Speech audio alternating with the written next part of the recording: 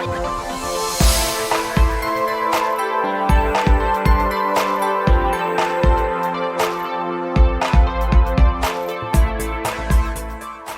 up on today's show, really pushed on with the Jaguar. It's looking fantastic. I must admit, thoroughly enjoying it, so we'll be having a look at that one.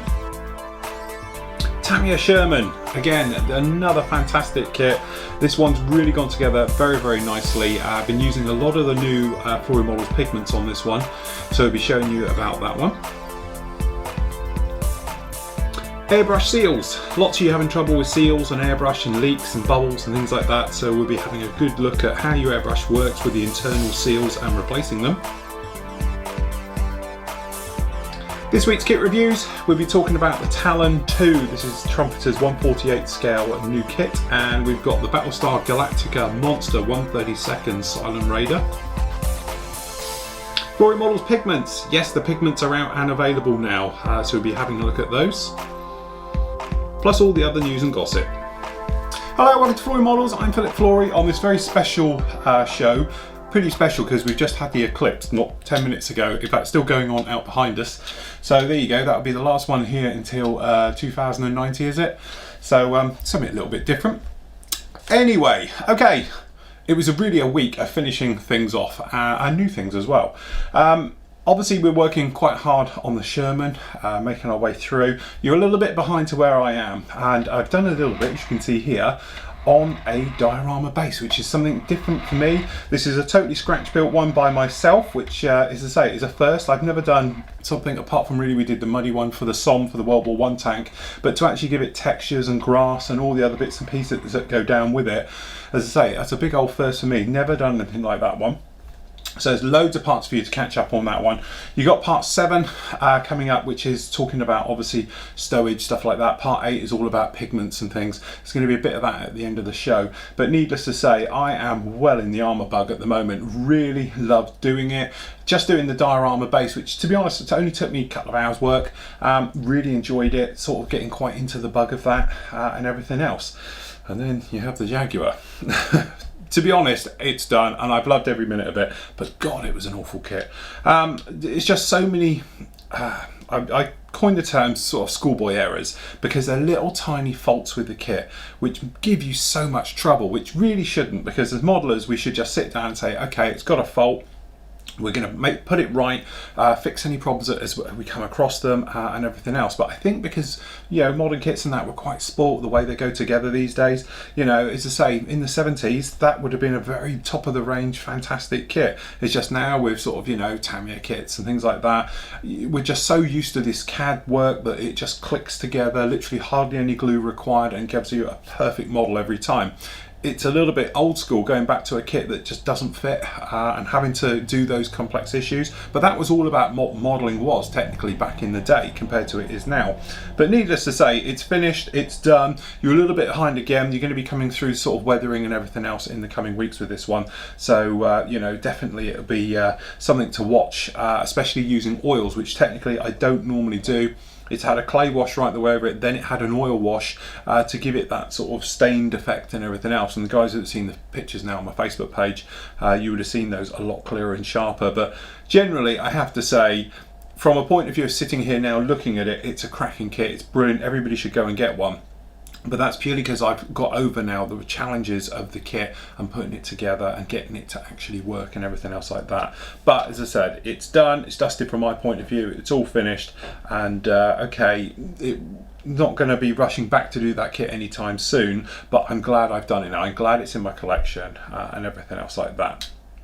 So, I know what you're all asking now, what are the next builds going to be? Well, obviously the poll has been running on the actual main forum at the moment, and so we're going to go with, and it is going to actually be the Bradley, so this is going to be the M3A3 external Bradley. In fact, I can grab it. It is going to be these two. So, next up is going to be the actual Bradley, obviously for an armour theme again. So looking forward to doing something like that. Looking forward to the challenges of it again. Totally different. It's going to be dust and desert type of things instead of being, as we've done there, sort of more sort of European and muds and wet and stuff like that. So looking forward to starting on that one. And as for the aircraft, keeping along with the British theme, which we've done quite a bit recently, but you know, keeping the side up now, because obviously we did the Tonka, as in the Tornado, GR1, now we've done the Jaguar. So we're going to go to another totally British classic, which is the Harrier. This is the Shah, or known as the Sea Harrier, which is the FA2. This is the kinetic kit, 1/48 scale. I've heard it's got problems, I've seen it's got problems. So again, it's not going to be a straightforward build, but as it's one of my all-time favourite aircraft, and it's a local bird to me, literally it's only half an hour. This squadron hall was based just down the road from me in Yeovil. You know, really looking forward to it, and something I've been wanting to do for a long time is a decent Harrier in 1/48. So I'm just hoping Kinetic have got this one right and we can get going on that one. So basically they're going to be starting next week. After I finish this, I'm actually going to be doing a small other little project on the side, which I'm going to bring you as we get to there, but I'm going to surprise you all with that one because hopefully it won't take too long. And I've got another big surprise, which is another project, a video build that's ongoing at the moment, which you guys don't know about, which will be a nice big one for when we go away. Because don't forget, in May, I'm technically away for 3 weeks in May. And then 1 week in June, I know, because we're on holiday. We've got our big vacation coming up, so I'm going to leave you with literally 2 whole builds ready for you for the 3 weeks whilst we're away. So hopefully it should be like a 15-parter, so it'll keep you plenty of time, keeping you busy whilst we're away.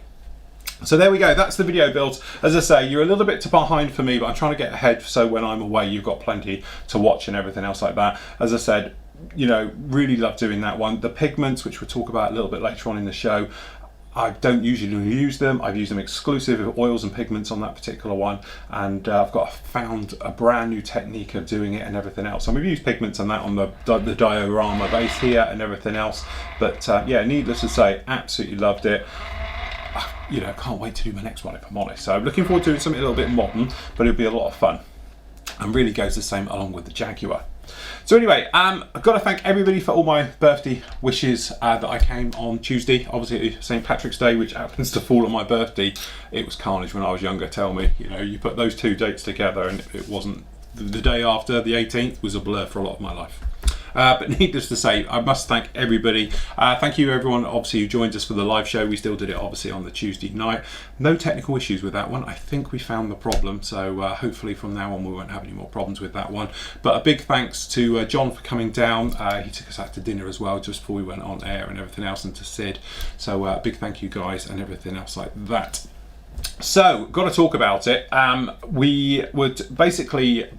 used to have a range of pigments a long time ago, but technically through one reason or another I discontinued them. Obviously now the sales team have taken over the entire side of the sales and everything else, and they spoke about obviously bringing them back. So working with them, we've come up with these. Okay, I know a lot of you have been waiting a long time for these, trust me, so have I. Okay, so now they actually come as a box set down in here. And then actually what you have in here, we've got a dark rust, there is a medium rust, okay, you've actually got a light rust. So there's 3 different shades of rusts here, which is, I used 2 of the shades for doing the track work on the actual tank, and then one of the earth colours as well. Okay, you've got 2 shades of dust. I took quite a long time coming out with these because I wanted to find a dust colour that works with a scale, because let's face it, I've seen some pigments on the market and they're far too yellow. So I've got 2 extremely natural looking dusts here. I've got one slightly darker than the other, sort of one's more of a yellow tint, the other one is more of an earthy sort of sand tint, but really happy with those. And then we've got the earth colours, so we've got a dark earth, we've got a light earth and sorry, sort of a medium earth, which go along with the sort of, you know, the shades as you would sort of use them generally. So there's 8 in the set. It's $31.50 for the actual box set. It comes in a box just like that, and you've got your pigments, and they're 30-35 ml-ish tubs of the actual pigment. The pigment's the usual thing, you're going to see it at the end of the show, but you can use them with an oil, which works probably, I think, the best way to go in conjunction with something. But you could use them dry, you can mix them with PVA glue, because that's what the base was done with, and everything else to give you any type of sort of, you know, weathering effect you would like with them in this way. And I must admit, from somebody who's come from an aircraft background, you don't tend to use pigments with aircraft. Having now done it on the armour side, I think they're far more valuable than any wash there is out there on the market. So definitely very, very happy with those. Congratulations to Mel. I know she's worked really hard to bring these back onto the market and get them back out to you. So if you are interested, they are on the actual site at the moment. As I say, they're £4.50 for an individual tub, or it's £31.50 for the actual box set and everything else. And flat rate shipping on the site at £3.50 anywhere in the world. There we go. That's the shameless plug out of the way. Talking of plugs, or bad segue, I got a couple of questions came up over the last couple of weeks, and one of them was about airbrush seals, replacing the triple seal, how it works actually in one of these CR Plus airbrushes. The other one was a little bit of trouble with the nozzle and backflow and getting bubbles in your colour cup. So I put together a little video to go in conjunction with the one that I did live on the Tuesday night. So let's have a look.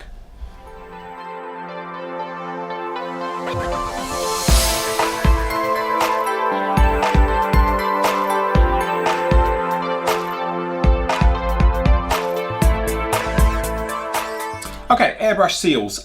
Been brought up a lot recently, the differences between the seals. These are actually the Teflon ones, okay, which look like plastic, versus the rubber ones in your airbrush. The differences for and against, changing them. A lot of you have asked about how the triple seal works versus the single seal, all these different things. So I thought I would have you, basically watch me go through the motions of it. Now, originally, this Evo started off as a standard Evolution airbrush, okay, which was somewhat in the sort of early 2000s. I had this one. In those days, it came with the normal barrel cap. I put on the two-prong one, like my other ones here. But the seals all inside were rubber, which was your traditional type of rubber seals, okay, which was fine. But the trouble is, when you had solvents run through them, or any type of hot lacquers, things like that, they used to swell up a bit, pinch, and then you would get the common things like your airbrush running on. So i.e. that bit where you release the airflow and it just continues, or then gently goes off, and you lose that snappiness. What happens is the rubber seal physically swells up just a little bit, causes pressure, a little bit of friction on the moving parts, and then doesn't release things as quick. Technically, Harder and Steenbeck obviously listened a lot, or they were had in development, but very quickly they came out with a fix, okay, and this was to use Teflon seals. Now, Teflon seals have a little bit of movement in it, but for all intents and purposes, they're like plastic, okay. They're very, very strong, and they're not affected by solvents, i.e. lacquers, any type of hot material going through your actual airbrush, okay. So I upgraded mine, and away we went, okay. So these two down here, we've got various ones. So we've got our Evolution. These are the two standard types. This is the AL. Again, it's all got Teflon seals right the way through and everything else. When you get the CR Plus, it's slightly different because it will come completely with Teflon seals, no difference, okay? I've got two here, they look identical, apart from this one actually says on it CR Plus, this one doesn't. This is the original, okay? But it did come with Teflon seals, okay? The changeover point. The CR Plus means it's got a triple system in there. So what I'm going to do is show you how to change them and the differences between the two.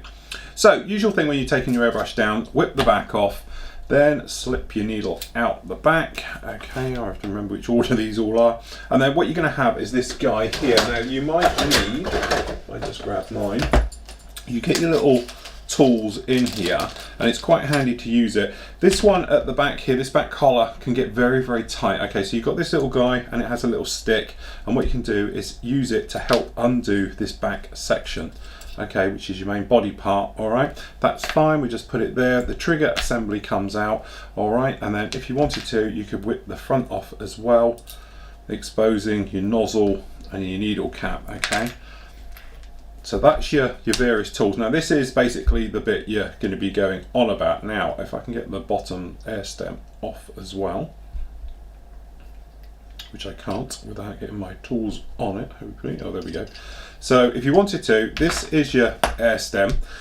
It should be this type of thing here, where you've actually got a white seal on the end. This is a Teflon seal versus these ones in the pack. You might see one just here. If I put it on the white bit, come on. This little guy here was the old one in there. If you've got a rubber one, just replace it for the Teflon one. Okay, you can buy the sets of seals and away you go, and it's just in there like that. Okay, that is the one that causes your airflow problem. The other thing as well, if you have still got it, just relax off the actual air stem a bit. Just unscrew it a fraction and you'll notice that'll make all the difference. Because what it is, you've got so much pressure going up on that little hole up there that it squeezes and it makes everything just a little bit tight.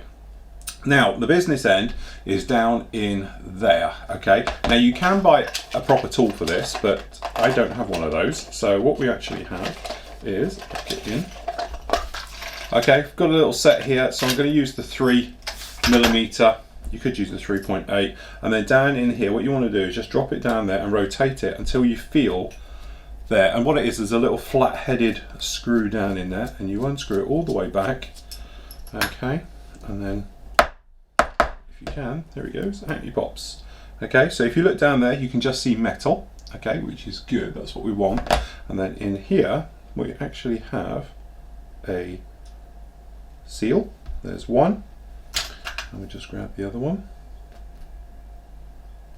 Okay, and this, if I can get him out, come on. To be honest, as you can see, we've got a little bit of paint all in here. So we can give this a clean up, but as you see, you get a large chunk of paint. That is not a seal. But what you should have is another 2 in here. Now I don't want to damage mine by getting them out particularly, but there we go, there's 2. So you've got 2 seals in there, and then it sits in here. Now this is slightly cup shaped, and this is what causes your pressure on your needle, okay? So that's literally how it is, all right?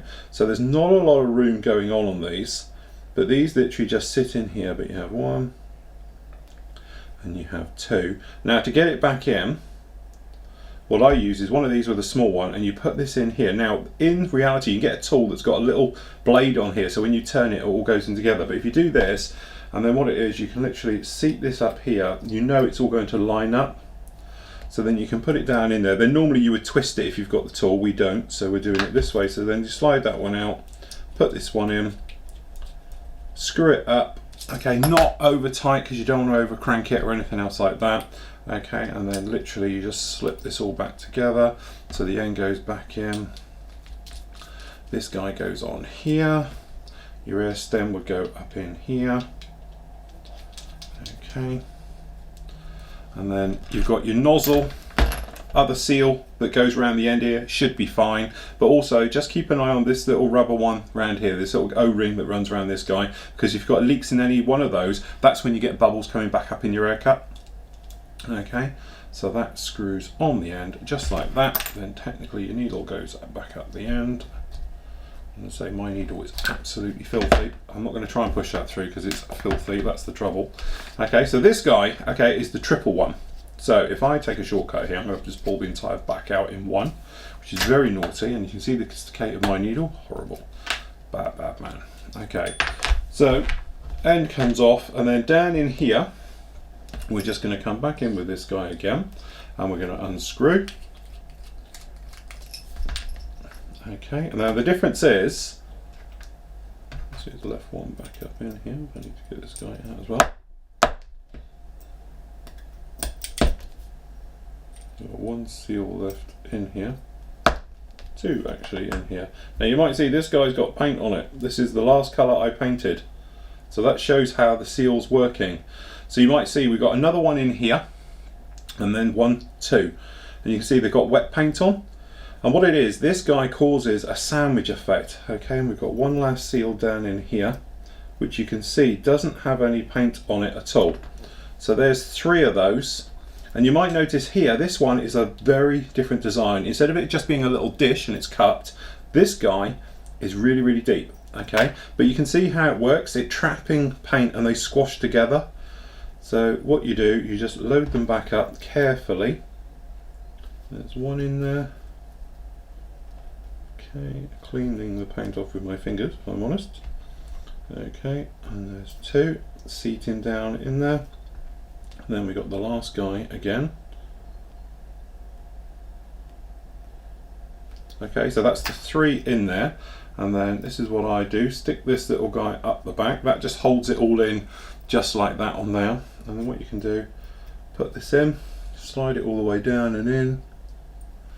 Once that's down and in, come back in with your nice and tight. End goes in. It's a bit of a shortcut doing it this way, but hey ho. back part all goes in one, and then what I'm going to do is I'm just going to have to slip the back off.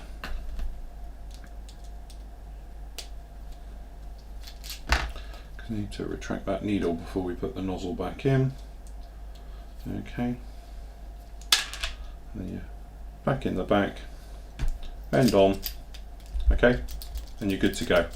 What I would recommend is a tiny little drop of super lube wherever I've done with it. Okay, a little bit of super lube down in those seals. It will just help everything flow better, slide through, and everything else like that. And that's it. It is literally that simple. One last thing as we mention it. We mentioned this actually on the live show. Sid had the trouble with it, and a couple of you have mentioned it at the same time. Probably should have cleaned my airbrush before, because this is the trouble I've got. Okay. Now we were talking about, actually that one's probably better because it's got the end off. All right. We were talking, this is where I have to remember which nozzle goes with that one's with that one, this one's with this one, okay? We were talking about airflow and obviously directions of airflow where it's slightly flicking off and things like that, or you're getting bubbles back in the colour cup, yet everything's absolutely fine.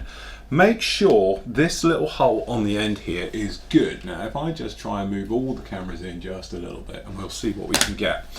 On the end here you might see there is a little hole, okay? Down on the inside you might notice there's grooves all the way around, okay? With the hole down there at the bottom.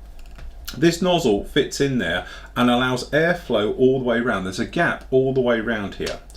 Also what's important is the end, okay? So check the end is clear. Sometimes you get a little bit of clear, you know, lacquer, things like that, get stuck on the end, or varnish or even paint. Okay, all you do, take your needle, okay, and going backwards and just give it a push and a little roll round, okay? Or just scrape clean this end, because if this has got a tiny block, when this is sitting in here, there's still no gap. You should have, I don't know how well the camera's going to pick up, there should be a tiny gap still all around here. If there's no gap around here, the air comes in, can't get out the front, so then it goes back up into your colour cup because it's the only way it can go, all right? It's literally just a pressure that's there. Or sometimes if you've got it really jammed up, you press it and nothing happens. You get no air, no nothing. This is because this end hole is done. Don't be mistaken to thinking that the air is all coming in through the needle and going out with it. It actually comes around the needle, causes a vacuum, draws the paint, atomize it all in one. Very clever stuff. Also, make sure you have, I don't know if I've got one here. Just trying to, maybe this one's got it. This one has. Okay. This is where I'm going to get really, really confused and have to watch this back. But you might notice this guy. If I can get the end off, come on. Going around but not coming off. If you look at the end between these two, hopefully you can see the one on the right is a lot bigger. Okay, and if I drop the nozzles, you should see a huge difference in size. This is because this is a 0.4, this is because this is a 1.5 to 2. Okay, 1.5 and 2 do the same thing, 0.4 and 6 do the same thing. But again, if you look at the top, a little bit dirty, so just give it a rub over, give it a poke with the needle, making sure this one is all nice and clear in here, because it's just as important as anything else. Okay, so that, as you can see, big old hole in there, and when you compare them down in there, you should be able to really see the difference. Okay, so just make sure you have the right type, because these nozzles are different, and if you've got the wrong one, then you're going to have a lot of trouble. And to be honest, I use this one for doing all my big jobs now, hence whilst it's got a 0.4 in it instead of a 0.2 as all my other airbrushes do. Okay, but that's it. It's these little tiny things that can drive you mad. Okay, and we all have them and know them. If you have them, give us a shout and I'll try and help you out where I can. But as I said, changing the seals is a doddle. It's a 2-minute job. If you can get the correct tool, you can do. You don't need it really. It's a bit of a luxury. You can just, if you wanted to, use something like this and go through it like that. So there we go. Seals and fixing air problems with your airbrush. So there we go, basic seals. As I said, there's nothing technical to them. It's the great thing with the H&S brushes because they're all interchangeable, so you can whip the seals if you wanted to out of an older airbrush, put them in yours as a replacement, things like that, and everything else. One thing I didn't mention particularly well on there is if you can get yourself a tube of the old Super Lube, there's loads of different varieties out there, but if you just coat your needle before you put it back in, you'll find that it'll go between the seals a lot better. Also, it causes that sort of sandwich effect and it makes all those seals internally. So it's one thing I didn't do on the video I should have showed, was actually lubing up the needle, and say just the first push through, it just makes everything flow a lot easier down in there. But there's no problem with it. As I say, you can buy a special tool that goes in the back to removing the seals down in there. The seal set itself isn't much, it's 7 or 8 quid. It's dirt cheap and it's well worth doing it once in a while. To be honest, this Infinity, which is now, I'm trying to think how old it is now, it's got to be 8 years old. It's still on the original set of the Teflon seals inside, okay, those white plastic card type seals. I don't think it's the type of thing you need to go out and replace on a monthly, yearly basis. Replace them when they need them rather than they don't, because obviously you don't want to be opening up your airbrush unless you absolutely have to. But if you are getting the paint coming back, that will be your problem, and hopefully that will sort you out with that one. There we go, seals and that, always a good thing. Okay, a couple of reviews went up on the site yesterday. We had the Talon, this is the Trumpeter 1/48 scale Talon 2. As I say, slightly disappointed. Would have been nice to see it with, you know, posable control surfaces and things like that. So it is very much a sort of what I would call a static display, literally, because nothing is on it. But, you know, as I say, for a T38, it's a bit of a must for that kit because they go along very nicely with the rest of them. The other one was this beast, which is the Cylon Raider, although I must admit I have spelled Cylon wrong in the caption at the bottom. A huge monster, but I said the potential for these kits, you know, as I say, don't just think of it as it's a bit basic giant thing. Think of it as a canvas that you could detail that and add all the bits to it. And let's face it, as we looked in the review, we can find tank tracks on it, and it turns out the guys on the forum have mentioned it looks like it's all stuff off of a Stug. You know, the actual Stug parts for the actual cannon, the track are off of a Stug, and everything else on there. So it's amazing how Cylons in the future recycled World War II armour to make their aircraft, or spaceships, or whatever you'd call it. But as I said, I know a few guys who have gone to town with that kit and put figures in it, and you know, the actual Cylon Warriors with the old whoop whoop bit going and all the rest of it inside it as well. Absolutely stunning. So as I said, if you are in the market for it, they're quite cheap as well. Absolute fantastic kits. The egg planes are on the go at the moment. I have got a couple still available if anybody actually needs an egg plane. I have got some still here, but there is some great ones going at the moment. Just having a look across there, we've actually got, how many got on the go at the moment? 18 egg planes or on the go. I say egg planes, let's face it, you guys have gone to town again. We've got an egg Death Star this year and some other great builds as well. So absolutely fantastic work, guys. Doing absolutely fantastic. It's great to see them in there.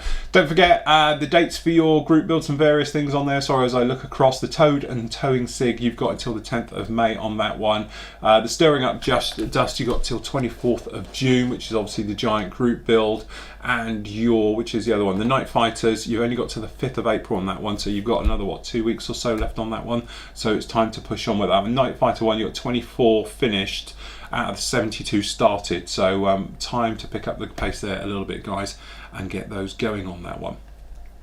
Right, so that's about it for this week's show. As I said, loads of stuff going on the site at the moment, loads of bits and pieces. I've got a shed load of reviews to go down there. Guys, for the kit club, to be honest, all your models have gone out today for this week's orders. If you're wondering, I must admit we didn't have time to get them out yesterday because we had all the thing with the pigments, but Mel's told me to let you all know they're all going out via post and courier this morning. Okay, so all your kit buyers clubs will be out to you.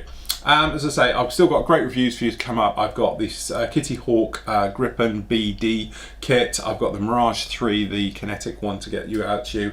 And we've got the latest boxing of the Academy F4J in 1/48 scale to have a look at as well. Plus we've got the Hawk and all the others, which I've still got to edit and get out to you and everything else. So, as I said, that's about it. Going to leave you with another clip from using the pigments because people are asking me about pigments all the time, and it's a case of, look, have a look at the video and it will answer a lot of your questions. So I'm going to leave you for one of the parts where I do a lot of this work down here on the actual Sherman. So until next week, everybody, happy modelling and take care. Just down here. All right, so now how well the camera even picked that up, but hopefully you can see it's got dark patches appearing in it. This is where the oils are coming through the pigment. All right, so as you can see, it's looking quite oily on this side. So have to be careful. All right, so what we're going to do, we're going to start off with the lighter colour, okay, the mid-earth, all right, and we're just going to go round, and it's like a stippling stroke dabbing effect, because I'm pushing the wastage forward, if you like, as we go, so it collects as you make your way down the tank, okay, and now just brushing off as we make our way through, and that's the type of effect we're getting. Okay, so you've got this nice sort of dusty look going. Okay, now we're going to dab it, but I'm brushing off of the wheels themselves. The reason for really coming off of the wheels is so it gives the oils an opportunity to burn through. I'm going to call it a burn through technique, so I can't think of a better word for it. But what it enables it is, it stops it going totally dry. Now, say we did it without rust, so this is just sort of going along with that theme. Okay, so I'm just going to give it a light brush over everywhere as we make our way around, all right? But I'm trying to get most of it out so the oils will bleed through, and that will give us the effect that this seems like oil leaks and various things. Okay, but the mid-earth is quite a nice one for doing this type of work, and then not forgetting to get up underneath and in these areas as we've had before.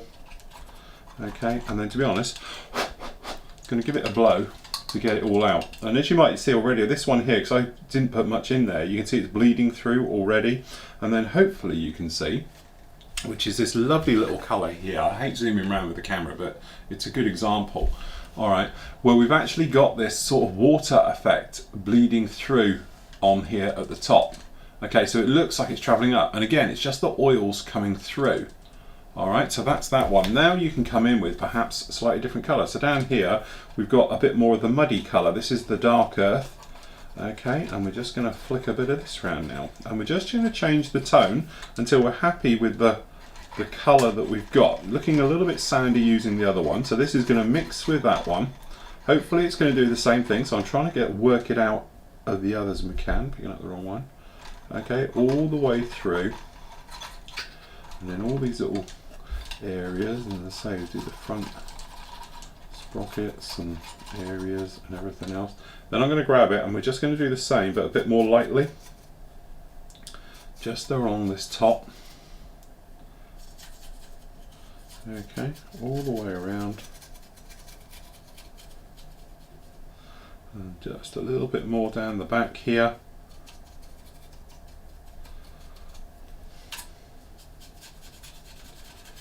Okay, I'm just trying to flick it out now, get it out of the seams and the joins. Okay, now what we're going to do is literally dry brush in the vertical, so it does a sort of clean stroke, streaky effect to it all. Okay, now the reason for doing it down here, I'm trying to imagine it's like oil and crap that all falls down the back, and I'm hoping we sort of get that nice effect. But that is literally it, pretty straightforward working around. Now I know for a fact this wet line is going to disappear. As the oils dry over time, these are all going to disappear, but I'm hoping what's going to be left is almost like a tide mark with it. Okay, so it's just a case of literally going around the entire thing just like that. But I'm just trying to give this thing an effect of oil leaks and grime and all those things. So the idea of having these guys down here in different colors is deliberate, so it just has that effect of, okay, these are just no problem there, but these would be shock absorbers leaking oil, so they're always going to be slightly darker as we go through. This back end is naturally a little bit dark. If you didn't want it that dark, obviously we just got a little bit of the lighter pigment and you can lighten it all up. Okay, so you don't have to have it as dark perhaps as you're thinking, but to be honest, I'm going to take it back because I quite like that. I like the darkness. Okay, right the way over. So there we go. That's just coming in with these different type of effects to give it a really nice sort of rusty pigmenty look. Okay, so it's going to be the same type of thing everywhere. I'm going to start with the mid. So we're just going to come down the back here. We've got the mid earth going down, picking out the areas.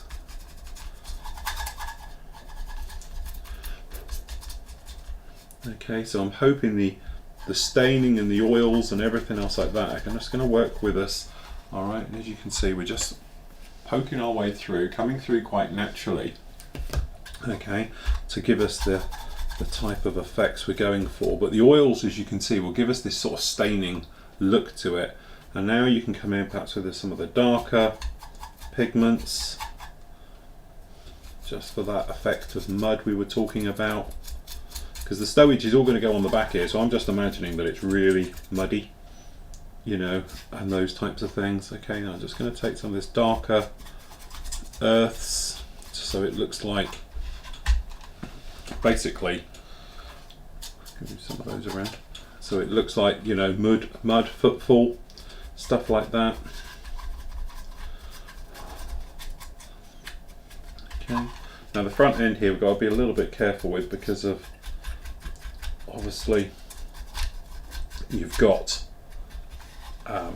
various lumps and bumps. But remember, because it's a pigment, you can carry on rubbing as far as you want. So I'm going to use the dark one and just show you. Up the top here, you can see it's very oily around this area. Okay, and then obviously on the front. So we're just going to do this half. Okay, just going to use it. As you can see, pretty much too strong. If you were doing it, you would think perhaps that's a little bit strong. Okay, so all we're going to do is just keep dry brushing it, and you're going to wear out the pigment, literally, properly wear it out. Okay, and the oils will get a stronger chance to come through. Okay, so we're just going to continue to streak at it, brush at it, and wear out the pigment, and then it will encourage your oils to come through a little bit more. Okay, I'm pretty much going to do a tiny bit just down this back bit in here for those stowagey bits. Okay, and we're just going to keep brushing at it just for a minute. And as I say, kept brushing at it, all of a sudden this oil streak came back, which is great. Okay, just a little bit around here, a bit on the back. Okay.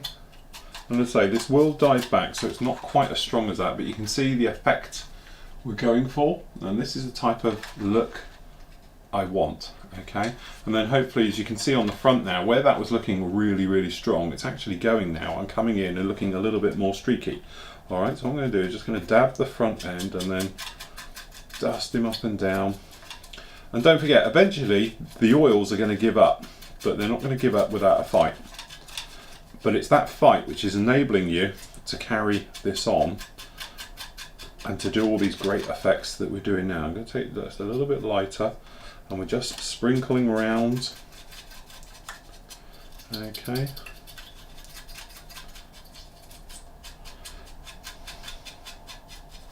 Okay, and we're just wearing it out, wearing it down continuously, all over it, no problem. Then I'm just going to take a little bit of the dark, okay, over the top. And obviously the pigment's going to stick either through texture, or it's going to come through because of its oils and that, which are still obviously available for it to grip to. Okay, but again, it's looking very strong, and I'm just going to keep brushing at it like a dry brushing technique. I'm just wearing it all away, all the way around. I'm just going to take a little bit of this colour just on the hatches, a little bit around the front gun, a little bit across the mantle. Okay, and then we're just going to dry it in, because this is our more of a dusty look to things, and it's going to give everything a slight hint of wear. Just remember just to keep it going up and down when you're on the verticals and things like that. Okay, and you should be absolutely fine with it. But I suppose my goal with all of this is to make it look like metal, which I suppose is every armour guy's point of view. But sometimes it works, sometimes it doesn't, and I'm hoping I can get this so it works. But the oil is working and it's your friend. Okay, so I'm just going to dry brush absolutely everywhere. Okay, there we go, something like that, which hopefully you agree isn't too much of a job, you know. As I say, I'm just trying to show you all different techniques to go with it. And yeah, perhaps it's a little bit over the top, but this will dry back. That is the thing. It's not going to stay like this forever. It's going to come back, all right? And especially when you do this. So when you compare it to what we had, to what we have, you can see where we've come and where we're going with this and everything else, all right? So I'm going to do exactly the same to the barrel. Really happy with that is. Got to do around the back because obviously we're very clean around there at the moment. That's just going to get the dark stuff and away we go, okay? And then obviously down here you look at the track, see it's going dark again. Probably going to give it another muddy colour as round because the base I've got an idea for this one's going to be quite a muddy look to it. Obviously we want to carry that on and make our way through. So join me later when I finish doing the pigment work and we've got the barrel done. Okay, so it's been down now for around about 2 hours, okay? So you can have a look round, and I've done a sort of mock-up just to see how it's going to look. So from the overall, as you can see, you've got slightly bit of patchiness going on, which is about right. We're waiting for it obviously to dry through, which is probably going to take a couple of days. As you can see, everything's a sort of loose fit on this, so we can just pop these off. It's just to pop on to see how it looked. So we just pop those out of the way just for a minute. Okay, so looking actually at the tank itself, as you can see, we've got a nice balance of, let's get that out of the way as well, a nice balance at the moment, I think, in the colouring and the muddiness and all areas like that. But as you can probably see down the back here, you've got a very much a wet look. This is the oils continuing to come through and to bleed through. But certainly on the top now, you can see what I'm trying to achieve. I'm trying to get that sort of wet, muddy look, okay, which is particularly hard to do on something that is technically just like a matte green finish, okay? So by going in with the various colours of the pigments and scrubbing it into the oil paint, it gives us a great feel of depth. Because at the top here, on this top of the hatch, I wanted it to look like it's been used a lot, okay? So it's covered in mud and, you know, the grease and all the various bits and pieces on there. Other areas, obviously like down the side here, it's quite light because there's not much going on, and we're going to have stowage going against it. So we've got like this log set which is going to fit on the side and everything else like that. But at the end of the day, we don't want to make it look like it's wet and all the rest of it. I want it to look like it's pretty operational, all right? So one of the ways to do that is to go around and basically continue dry brushing it. So if we take the turret off, what I mean by that is we're going to use some of this lighter colour. So we've got the light, let me just bring these down here. We've got down here the lighter shades, all right? So what we're going to do is I'm going to just make up a little bit of a palette. We've got the mid-earth colour, which we're just going to pop a bit down here. All right, then we've got this other one as well, which we're going to pop down. And we're just going to mix them together, which you can do. Okay, just grabbing a bit, just like this. Now these darker areas at the top here around the hatches, I'm really happy of how they are. Okay, they've worked really well. Perhaps some of these along the front though, are a little bit off. So what I'm doing is I'm just going to tap on some powder. Okay, some pigment. I'm just going to brush it over. And we're just going to lightly build up some more of a dusty type of look to it. Okay, so we're going in and we're just going in a bit further. And I'm just going to put a little bit up around the top here. Okay, and we're just using a little at a time because I don't want to lose what we've got, if you know what I mean. Okay, so it's going to take a tiny bit more. We're just knocking it back just a touch because we're trying to bring it back just a little bit. Okay, so just again on this top and then around here, and perhaps in this mid section between the two, just another coat of pigment. Now all the pigment is doing is absorbing oil, but it's going to come through. We know it's going to come through, so don't worry too much about it, but it's just trying to knock it all down just a little bit. So like this leading area here, it's a little bit over the top, so we're just going down and we're just knocking back and brushing back, and you might be able to see the more we brush this, I don't know which angle is going to show you, so I hang it upside down, it's easy to hold on to. But you actually can take away. So we've actually got now the green coming back quite a lot, and we've got the black in there, okay? And then just down on this back here, just going to add a little bit more of the weathering, just so we're hiding in that decal, but it's still there, if you know what I mean. And obviously, if we scrub it, we can actually bring it back. It's not that it's not there, it's just covered quite heavily.